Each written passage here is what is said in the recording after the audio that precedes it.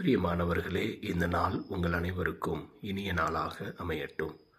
தவக்காலத்தின் இன்றைய நற்செய்தியிலே ஆண்டவர் இயேசு நாசரேத்து ஊரிலே சென்று இறைவார்த்தையை அவர்களுக்கு அறிவித்துவிட்டு, இறைவாக்கினர் சொந்த ஊரில் ஏற்றுக்கொள்ளப்படுவதில்லை என கூறி, எவ்வாறு இறைவாக்கினர்கள் எலியா மற்றும் எலிசா பிற இனத்து மக்களான சாரிபாத்தில் வாழ்ந்த கைம்பெண்ணுக்கும் சிறிய நாட்டு தளபதியான நாமானுக்கும் சென்று இறைவார்த்தையை அறிவித்து அவர்களை மனம் மாற்றினார்களோ, அதே போல பிற இனத்து மக்களுடைய நம்பிக்கையின் அடிப்படையிலே அவர்களுக்கு தான் மீட்பு உண்டு என்பதை மறைமுகமாக ஆண்டவர் இயேசு விளக்குகிறார்.